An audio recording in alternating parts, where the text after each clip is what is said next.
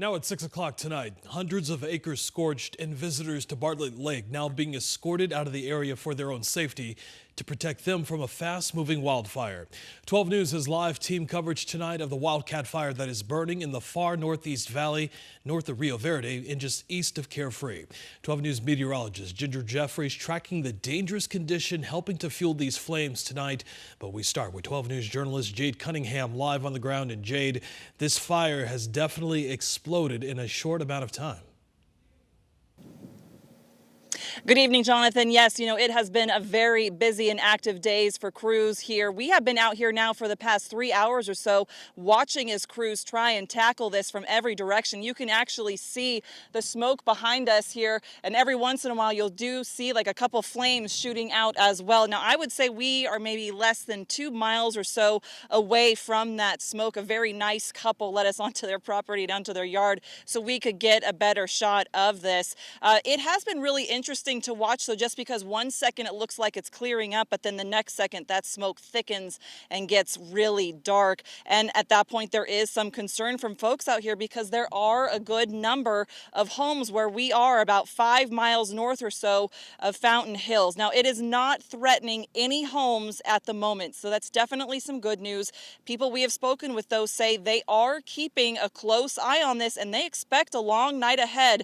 The latest update we have gotten from fire crews was actually a few hours ago. At that time, the Wildcat Fire, they say, was at least 500 acres. Crews from the air and ground have been fighting this. We are told the Geronimo and Prescott hotshot crews are here. There are 3 engines, an air tanker, and helicopter, an air attack, and more resources, they say, at that time were ordered. Now, we have watched as at least 3 separate slurry bombers dropped retardant multiple times. We actually spoke with one man who lives not far from the fire. He says the wind, for the most part, has been in a favorable direction, though he knows that could all change in a second.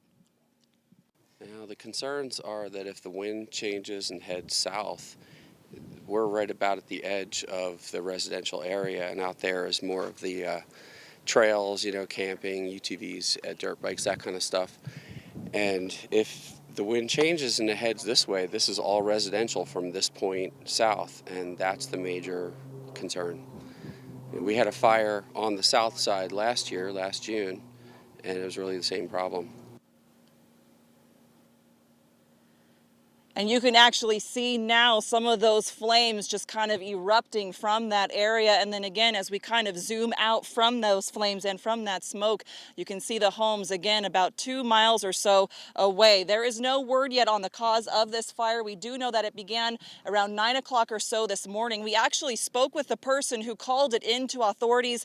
They said they did not want to go on camera, but they said it started, though, as one single plume of smoke, and then obviously it spread from there. Again, there is a little bit of concern tonight. People who live in this area say it is going to be a long night ahead, though they have full faith and trust in the crews working to try and contain this. For now, reporting live, Jade Cunningham, 12 News. Jade, real quick, I know you were able to speak to someone who let you onto their property. We definitely thank them for that.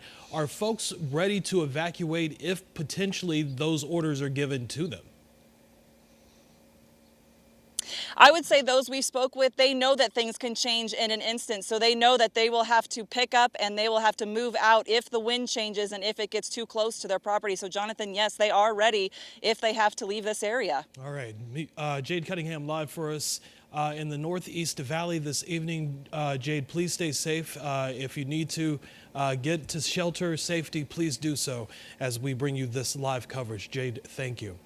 We do want to continue our live team coverage this Saturday night with meteorologist Ginger Jeffries, who has been tracking these conditions. And Ginger, we're right now at triple-digit temperatures. We have some winds in the area. Those two definitely not a good recipe for what's happening right now. Especially how dry the air is as well. I mean, a fire can just run when you've got hot, windy, and very dry conditions. Unfortunately, we do have all those 3 components. But what you heard from the residents out there is they don't want the fire to come south, meaning northeast winds. So the only favorable thing here, folks, even though I do expect winds to shift tonight, right now we've got winds from the southwest. I expect them to be pushing in from the southeast by tomorrow. But because we don't have any northerly winds, that means that fire should not be pushing to the homes. Obviously, because the embers can be in the area, that's the other concern. And because this is a foothill range, range. That's also where you can potentially see swirling winds, especially at sundown and sun up. Now, Jonathan